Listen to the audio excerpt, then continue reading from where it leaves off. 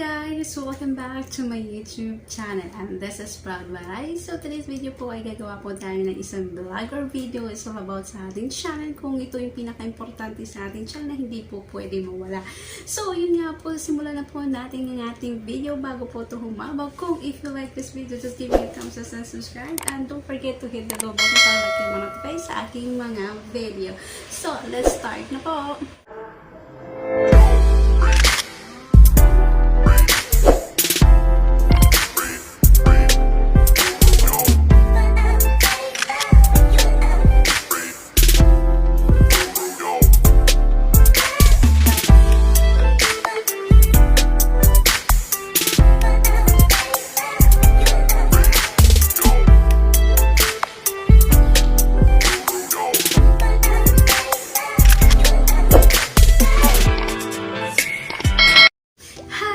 So, andito naman po tayo at pag-uusapan po na naman natin ng ating it's all about sa ating YouTube channel. So, yun nga guys, ang gagawin ko nating video today is sa ating Google AdSense pin at ang mga requirement ni Lolo dito sa YouTube channel. Kung bago ka dito sa YouTube channel, so panoorin mo at marami kang matutunan. Joke. Marami kang matutunan na puro kalokohan. Joke lang yan. Well, mayroon naman kahit papano. So yun nga guys, sa mga small YouTuber po, yung nagsisimula po lang, yung pinagdaanan po namin lahat. Kung paano kami nagsimula, paano kami narating namin yung kung nasaan naman po kami ngayon hanggang na monetize po. So, syempre marami yung pinagdaanan namin na wala nang ginawa, walang tulog, napupuyat, para na makuha po yung watch hour, ganun, nagpapagod, nag-LS, parang mas nakakapagod. Mas nakakapagod pala sa YouTube kaysa sa trabaho. Sa totoo lang, nung hindi pa po ako monetize, napagod ako sa kaka-LS dan sa trabaho ko. Kasi po, may oras nasa TikTok ako sa LS, di ba? Nasa TikTok ako. Well guys, pasensya na kung dito maputi dito is parang nagda-dark. Kasi guys, nagkaroon ako ng sunburn nung day of na Sunday. Alam po yan ng mga nakasama ko kasi talaga sobra po yung pagod, yung bago mo makuha yung pagka-monetize mo. Pero huwag na natin po pag-usapan na yun kasi it's all about the past na nangyari na yun. Pero ang masabi ko lang talaga, kailangan sa mga bagong pumapasok sa YouTube, kailangan mo dedication para magkaroon ka ng dedication sa sarili mo kung gusto mo makuha man yung pagka-monetize. At hindi lang po after na makuha mo na yung 1,000 subscriber, 4,000 subscriber, hindi lang po dun ka hihinto o dun ka lang titigil. Kailangan mo pa mag-double times pa, 3 times, triple pa yung yung trabaho mo. Kasi pag-iisipin mo yung content mo, kailangan lagi kang may update sa UITC mo, kailangan lagi kang may upload para naman may makuha ka na watch hour, views, revenue, kahit cents lang yun, kahit pilo ka lang yun, kahit benching ko lang yun, malaking bagay na po yun, diba? At least kumikita tayo ng kahit papano. So ako po guys, masaya na po ako kumikita ng $1 a day. Diba? In just one day, may $30 ka na in just one month, diba? Ganun, masaya lang. So yun nga, ang requirement po ni Lolo ay hindi lang po is 1,000 subscriber and 4,000 watch hour. So, siyempre kailangan mo, pag matapos mo na yung ma-monetize ka na, kailangan mo ng Google AdSense pin. Pero bago mo makuha ang Google AdSense pin, magkaroon ka muna ng $10 para sa pin mo. So, kailangan mo makuha ang $10. Pagkas ng $10 mo naman is threshold. Well, ako guys, malaki po pasalamat ko kasi in just one day nakuha ko po ang $10 at saka was just only one day ang $100 threshold. Sa mga genuine na nakasama ko dati. No information po kasi alam na kung sila sino yun. So yun nga guys, in just one day po nakuha ko po yung $10 and $100 threshold. So, tapos no, nag-antay ko yung sabi ng just 1-2 weeks dadating po yung Google AdSense ko, but still hindi pa rin po dumating ng ilang buwan, 4 na buwan na hindi pa rin. Pero na-decide na po ako, after 3 months po, nag-manual na po ako. So Yun, nag-manual po ako exactly in November. So, November po, nag-manual na po ako. Sakto naman po yung na-demonetize ako no November 20.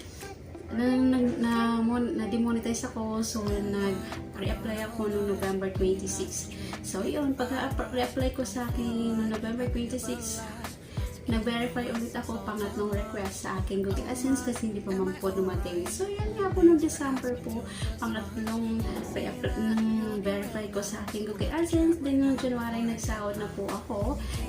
Noong January 10 and January 20. So, 2 times po ako nakasahod sa January.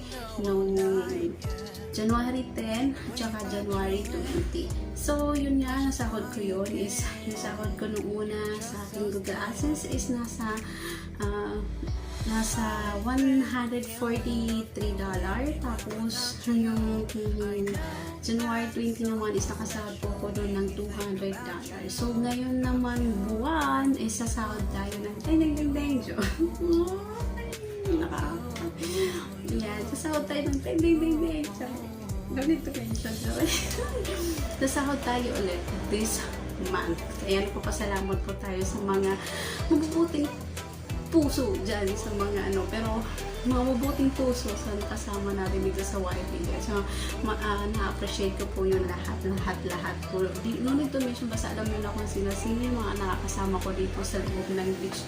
Yun nga guys, yung kapatid ko po is nag-text po sa akin noong February 22, sabi na receive na nila yung Google AdSense sa Pilipinas. So yun, na-receive po nila ang Google AdSense ko. Ayan po, Google AdSense ko na send po sa Pilipinas.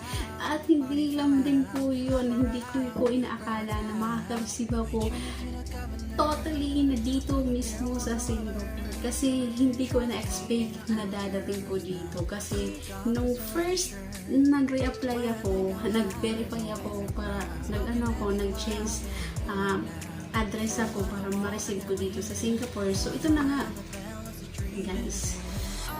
This is it. Pero actually guys, hindi naman na kasi ito kailangan ko na kasi nauna pa po si sahod kaysa dito. Kasi as I said po, nag-manual po ako.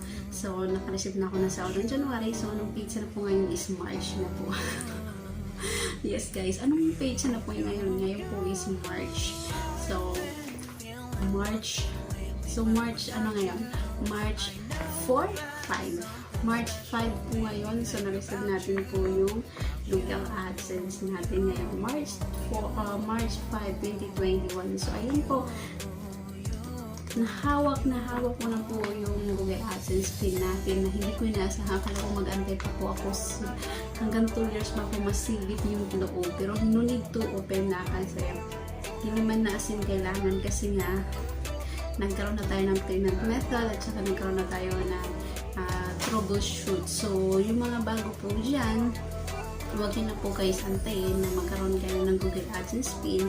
Kung mayroon na po ngayon naman option para mag-manual para in case lang baka syempre ayaw din naman natin mayari ma-demonetize tayo hindi pa dumadating yung pin natin. So, either it's up to you guys kung gusto nyo mag-manual kasi mag-troubleshoot na yung pin number. Pero madali lang naman kasi po mag-troubleshoot kasi marami naman po na yung tutorial sa YouTube na magkakaroon kayo ng manual troubleshoot. So, madali lang po. Ayan, sasagutan nyo lang po doon is yes, no, yes. Ganun lang po. Kung natanggap nyo na po yung pin, nakuha nyo $20 threshold at saka nakatatlong request na po kayo. Yun lang mga tanong simple lang po.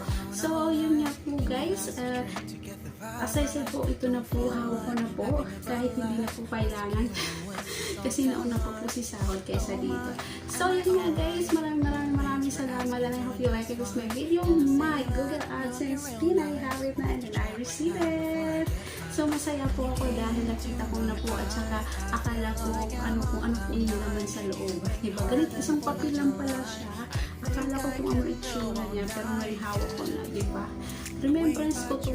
Dito sa, kumbaga, kung hindi man natin makuha yung silver button, so ito na yung silver button natin, white button Google AdSense pin. Masaya na ako nung makita ko na yung ganito kasi parang ito na po yung titulo natin to be a small YouTuber. Hindi man natin makuha yung silver button na huwag na tayo mangarap. Pero pinapangarap pa rin natin yun hanggang next journey natin. So yun nga guys, keep it up lang po tayo at lagyan lang natin lahat ng dedication sa atin dito sa YouTube channel at more views and more revenue sa ating lahat. At syempre, ang wish ko lang naman po sa ating lahat dito sa loob ng YouTube channel na hindi naman tayo sikat as I am a small YouTuber, naghahangad din po ako ng malaking rating nyo para naman yung bahay ko is matapos na. Pero masaya na po ako makakasahod ng every month ng $100. Maraming yun, papasalamat din ako dahil nakakasahod naman ako kahit $100 plus lang every month. So masaya na ako doon. So yun nga guys, maraming salamat sa inyo guys, and hanggang dito na lang. Then if you like this video, just give me a thumbs up and subscribe, and don't forget to hit the bell para kayo ma-notify sa aking YouTube channel. So that's it guys, this is it, medyo good AdSense pili.